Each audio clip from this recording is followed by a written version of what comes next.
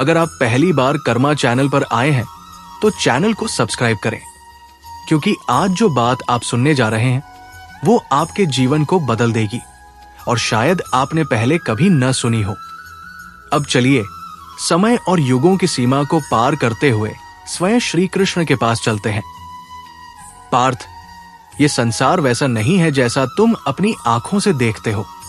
जो दिखता है वो अक्सर सच नहीं होता, और जो सच है उसे देखने की शक्ति सब में नहीं होती। आज मैं तुम्हें वो बताने आया हूं जो युगों से छिपा हुआ है, जिसका रहस्य केवल कुछ ही जानते हैं, और जिसे जानने के बाद मनुष्य का जीवन कभी वैसा नहीं रहता। ये है कलयुग का सच।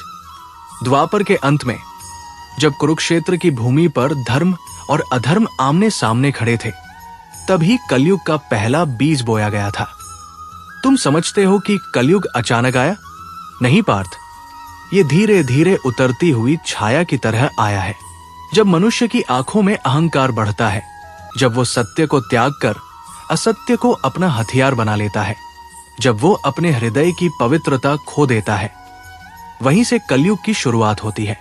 कलयुग का पहला संकेत ये था कि मनुष्य सत्य से अधिक सुविधा को महत्व देने लगा, धर्म से अधिक दिखावे को, आत्मा से अधिक शरीर को। यही कलयुग की जड़ है, और जड़ जब खोखली हो जाती है तो पेड़ की शाखाएं टूटना ही उनका परिणाम होता है। कलयुग की असली ताकत अधर्म, पाप या हिंसा नहीं है।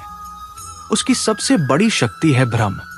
एक ऐसा भ्रम जो मनुष्य को यह विश्वास दिला दे कि वह जो कर रहा है वही सही है। कलयुग मनुष्य के मन को इतना उलझा देता है कि वो गलत को सही और सही को बोझ समझने लगता है।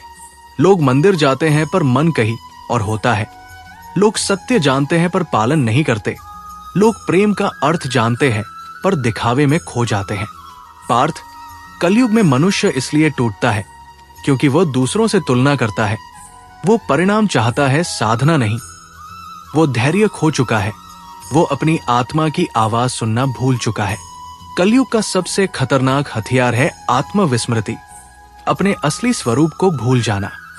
जब मनुष्य ये भूल जाता है कि वो आत्मा है, देह नहीं, तभी वो दुखी होता है, क्योंकि देह चाहतों से बंधी है और आत्मा पूर्ण है, संतुष्ट है।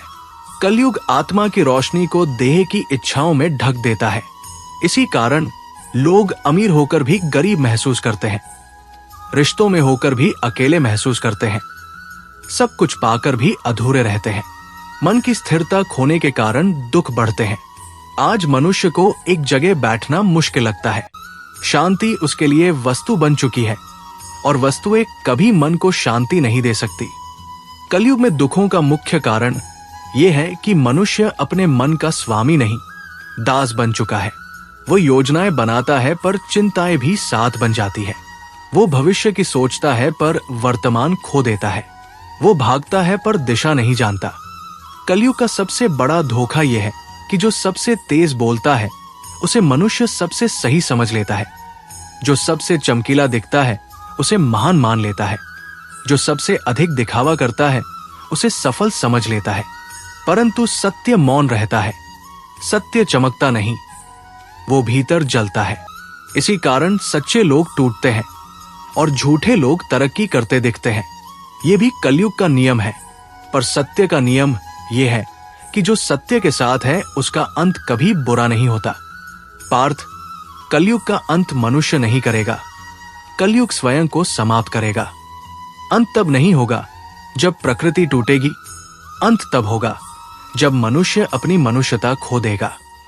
ये वो सच है जो आज तुम पहली बार सुन रहे हो। कलयुग का अंत न युद्ध से होगा, न अग्नि से, न जल से। कलयुग का अंत तब होगा जब मनुष्य की आत्मा और उसके कर्मों का संतुलन टूट जाएगा। इसका पहला संकेत क्या है, मैं बताऊंगा, पर अभी नहीं, क्योंकि सत्य को सहने की शक्ति धीरे धीरे ही विकसित होती है। कलयुग में वही बचेगा जो अपने मन पर नियंत्रण रखेगा, जो सत्य को असत्य से पहचान लेगा, जो दिखावे से दूर और सादगी से जुड़ा रहेगा, जो दूसरों के लिए दीपक बनेगा, जो अपनी आत्मा को भूलेगा नहीं। कलयुग में मनुष्य की परीक्षा धर्म से नहीं बल्कि धैर्य से होती है। धर्म सब जानते हैं पर धैर्य सब नहीं रखते। कलयुग का दूसरा सबसे बड़ा सच ये है कि सब कुछ उल्टा दिखेगा।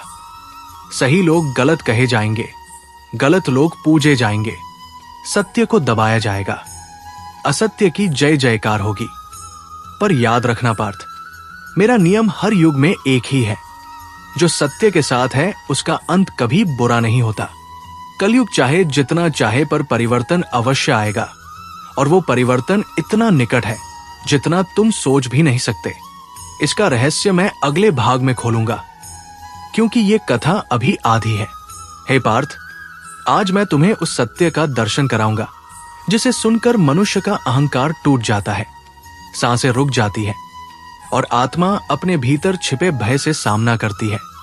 क्योंकि ये सत्य किसी कथा का अंश नहीं बल्कि स्वयं काल का लिखा हुआ विधान है। सुनो, ये संसार जिस युग में सांस ले रहा है वो कलयुग है। वो युग जहां मनुष्य का मन उसके सबसे बड़ा शत्रु बनकर खड़ा है, जहां सत्य को झूठ समझा जाता है और झूठ को सत्य की पूजा का स्थान मिलता है, जहां धर्म युद्ध के मैदान में अकेला खड़ा है और अधर्म उसके चारों ओर विशाल सेना बनाकर गर्व से हंस रहा है। लेकिन पार्थ, ये मत समझना कि इस अंधेरे युग में प्रकाश का अस्तित्व मिट गया है, क्योंकि जहां एक भी जीव में सद्भावना की एक चिंगारी बची है वहां मैं स्वयं वास करता हूं। कलयुग का सच यही है कि मनुष्य सबसे पहले स्वयं से हार चुका है। वो अपनी इच्छाओं का दास बन चुका है, उसके कर्मों का स्वामी नहीं रहा। उसका क्रोध उसे नियंत्रित करता है, उसका लोभ उसे खींचता है और उसकी वासनाएं उसे अंधकार में धकेलती रहती है। परंतु ये वो युग भी है जहां छोटा सा शुभ कर्म भी कई जन्मों के पुण्य के समान फल देता है, जहां एक क्षण का भक्तिभाव इंसान के पूरे जीवन का मार्ग बदल देता है, जहां नाम स्मरण की एक दबी हुई ध्वनि भी स्वर्ग के द्वारों को खोल देती है। पार्थ, मनुष्य आज स्वयं को बड़ा समझता है। विज्ञान, शक्ति, धन, कीर्ति सब कुछ पा लेने के बाद भी वो शांत नहीं, प्रसन्न नहीं, तृप्त नहीं। क्यों? क्योंकि वो ये भूल चुका है कि सुख बाहरी नहीं भीतर से प्रकट होता है। वो भूल चुका है कि मन को जीतने वाला ही संसार पर अधिकार रखता है। कलयुग का सबसे बड़ा भ्रम यही है कि मनुष्य दूसरों को दोष देकर स्वयं को पवित्र समझ लेता है। वो सोचता है कि दुनिया बदल जाए तब उसका जीवन सुधरेगा। परंतु मैं कहता हूं, जब तक मनुष्य स्वयं को नहीं बदलता तब तक उसका एक भी दिवस शांति में नहीं बीतेगा। पार्थ, इस युग की एक और सच्चाई यह है कि मनुष्य अपने रिश्तों को खो रहा है, बंधन टूट रहे हैं, परिवार बिखर रहे हैं, प्रेम सौदे की वस्तु बन गया है और विश्वास एक ऐसी धूल की तरह हो गया है जिसे हल्की हवा भी उड़ा देती है। लेकिन क्या ये सब पहले से लिखा हुआ है? हाँ पार्थ, ये कलयुग का ही धर्म है। ये युग मनुष्य की परीक्षा लेता है, उसके धैर्य को परखता है, उसकी नीयत को जांचता है। जो इस परीक्षा में टिक जाए उसका उत्थान निश्चित है, और जो हार जाए उसका पतन भी उतना ही तेज है।